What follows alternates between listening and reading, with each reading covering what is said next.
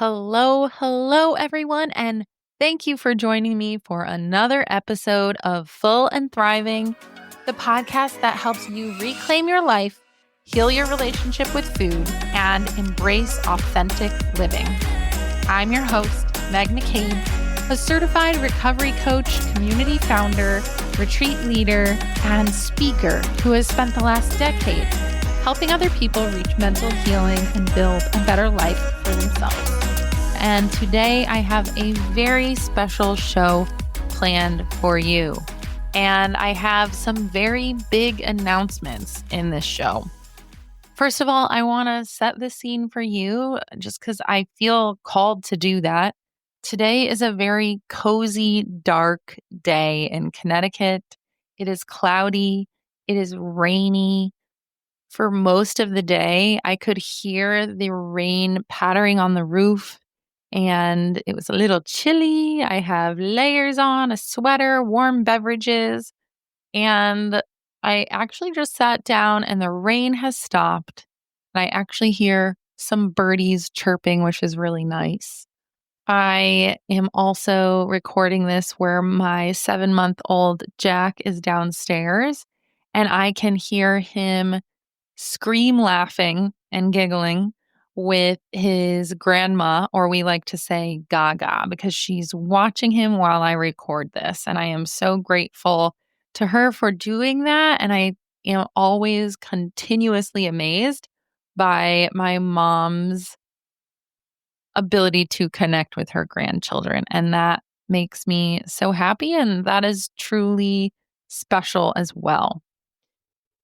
And I'm really soaking in this moment. And I think the theme of this episode is to savor the moment. And my big announcement for all of you today is that this is the last episode of Full and Thriving for a while, and probably as we know the show to be. I have taken so much time over the past year and a half to reflect on how I felt about the show, how I felt about my professional life. And then I had Jack, and so much has changed. And I felt some cognitive dissonance around the show. And I also felt that I couldn't keep up the pace with the show after having Jack. So it is with a rainy day heart in a way that feels kind of somber, but also content that I announce that this is the end of a chapter. And in June, actually, Full and Thriving will be turning 5 years old. Can you believe that? I can't believe that, because when I was growing up, I had shiny object syndrome. I would just jump from one idea to the next. So the fact that I was able to stick with this pretty consistently for 5 years straight shows how much growth I've had. And as I think about ending this chapter, I feel really proud of myself, because 5 years ago, I also feel really grateful too, but I'll express that a lot probably throughout this episode. I feel really proud of myself, honestly, because I set out over 5 years ago to start this show, and I wanted to be someone who I looked up to in a way, because in the 2010s, I listened to so many podcasts, and podcasts were a gift to me, and they still are, because I believe in my heart and soul that podcasts can change your life in a moment. You can hear something profound that a guest shares, or maybe you hear something new that shifts your perspective on life, or maybe you learn about something that inspires you. But podcasts change lives. I've always believed that. And I always wanted to be someone. Ever since I heard my first podcast, I don't even know which show I heard, but I'm sure I said to myself, I want to be a podcaster too, because there is something beautiful about being able to teach and guide and support people in this way. So I sit here feeling really proud because over the past 5 years, I feel like I was able to accomplish what I set out to do. I became the podcaster I wanted to become. And in order to savor this moment and to cherish this moment, I want to take all of us back to 2020 when I started this show. I actually tried recording a few episodes of a different show in 2019 and scrapped that completely, which goes to show how hard it is to really show up as a podcaster because you can put effort in and you might just overthink it and abandon the project. But in 2020, I recorded the first episode of Full and Thriving during the height of the COVID pandemic. So this was the coronavirus, and I was so aligned in that moment. And I'm telling you, the world was showing me my alignment. During the coronavirus, I lived in an apartment called Corona Manor that was on Corona Street. I kid you not. So, in my apartment in Corona Manor on Corona Street during the coronavirus, I decided to crack open my laptop. I didn't have a microphone. I didn't have anything scripted. I didn't have headphones. I didn't have a recording platform. I didn't even have a following or anything, but I decided to hit record. And I was recording this first episode in my bathroom. I kid you not. I had a little studio apartment in Denver, Colorado. I had a bathroom that had better sound because it was a small enclosed space with lots of there was a carpet, there was the shower curtain, and I just convinced myself this is the place I need to record my show. So in the bathroom, I recorded a show and just trusted that it went well. I didn't even listen to the show. I didn't want to hear the sound of my voice. The sound of my voice made me want to cringe. So I just trusted the universe at that point and sent the show to my editor, and she uploaded the show. And Full and Thriving was born in that moment. And since then, we've had some phenomenal guests, and I had success with this show right away. The show started to grow pretty quickly because I had some really helpful, wonderful guests from the get go who I'm very grateful for. And I got to see the show grow. I could hear feedback from some amazing listeners, and it made me feel so good inside. And over the past 5 years, this show has truly transformed. I actually use a microphone now, believe it or not. Just kidding. I actually added a professional mic in pretty late. I was working towards done and not perfect for a while with this show. But we've transformed. Since the start, we've had over 200,000 downloads and have reached the ranking of top 2.5% of all shows globally, all over the world. And when I look at the listener base, I'm always amazed because we have 50% of listeners in the United States, but then it breaks down from there. 10% in Australia, 10% in the UK, and then smaller percentages all over the world. I know for a fact we have at least one listener in Zimbabwe, which just amazes me. We have listeners in Aruba, Brazil, Italy, Pakistan, Denmark, Japan. And I have this really magical image of someone with an eating disorder in Zimbabwe. Maybe they are lying down in their bed before going to sleep, listening to the show, feeling hope and inspiration about getting better, right? And this image has always filled my heart with joy because I love the idea of helping people I've never met before and having a global impact. And that is exactly what this show has given me the opportunity to do. I am so grateful for this experience and for everyone who's ever pressed play to take the time to listen to the show. because I put so much effort and thought into these shows and so much effort into selecting the right guests for all of you. And it brings me so much fulfillment to think about the people who have healed in their at some point, people who have healed at some point throughout their recovery journey because of something I said or taught on this show. So, after all of this, you might be wondering, why are you leaving? Why are you taking a break? You've always told us you love podcasting and it's not going anywhere. And I want to say that I do love podcasting. Podcasting is my favorite thing. It's literally so fun for me. It is something I care deeply about. But a lot in my life has changed, and I'm going to kind of walk you through this. First of all, 7 months ago, many of you probably know this, I had a son named Jack, who I love with all my heart. He is pure joy and goodness. He is so smiley. He is so cuddly.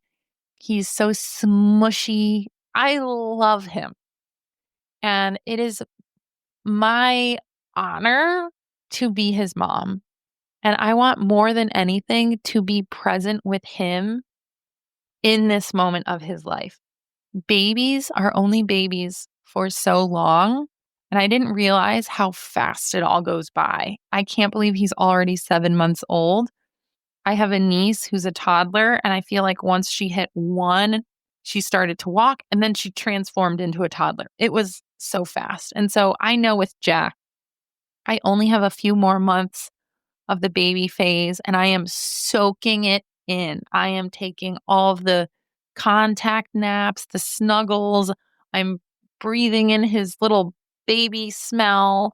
I am just, it is a moment to moment savoring that I cherish, and I have slowed down, and I am grateful for that. Honestly, an example of this is this weekend. Dan and I and Jack decided to go on a big family day trip. We went to Chester, Connecticut, which is a place that we saw a cool reel about. And we went on this hike, and, Jack loves looking at nature and all of that. Then we went to this downtown. They were having this giant duck derby, which it's Kentucky Derby weekend. So they had this cool duck thing going on, tons of kids running around. We had amazing ice cream, amazing food. It was so much fun. But my favorite freaking part of the day was giving Jack an orange slice and seeing him eat oranges for the first time. It was adorable. I loved every second of it.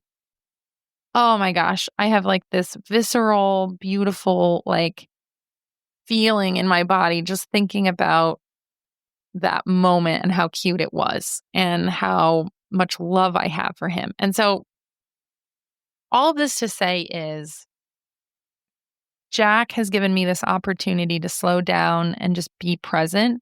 And I'm prioritizing that. So that's number one. And I'm so grateful to have Dan, who is a supportive husband, who is the best teammate ever and the best dad and the best partner throughout this process with me. So, Dan, if you're listening, I love you so much. We are kicking butt with Jack. It's amazing. It is just so much fun doing this with you.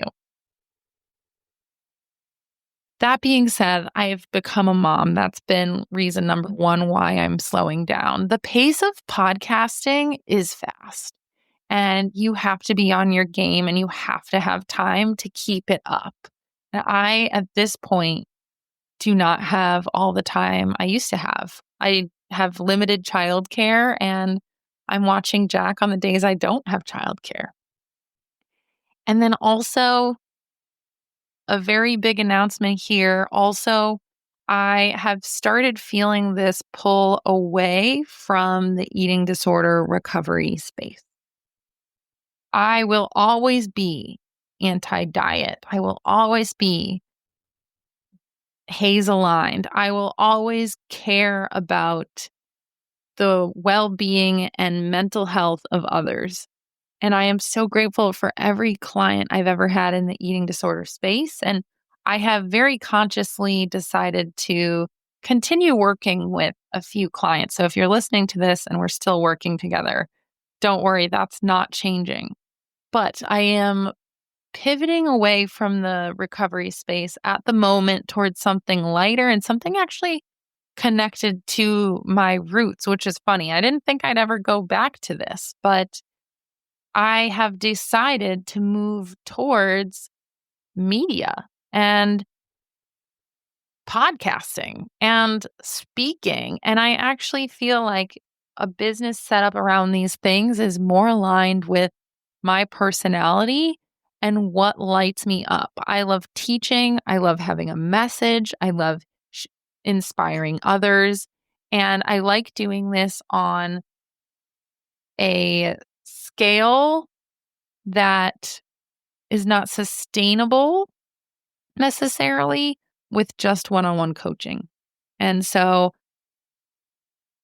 I have really done a lot of reflecting, and it's been hard because I've built this beautiful career and community around eating disorders. So I've actually felt a lot of push and pull over the past year, a lot of pain in and a little bit of an identity crisis around like, what are my steps? What are my next steps? And so I've decided to create a media company where I actually support people in starting their own podcasts and launching their show so they have their dream show.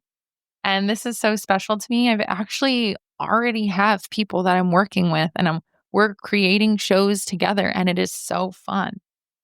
So if you are interested in starting a podcast, I have an 8-week program called the Thriving Podcaster Program. That's fairly new, but we are moving forward in this direction and it feels really good and it feels exciting.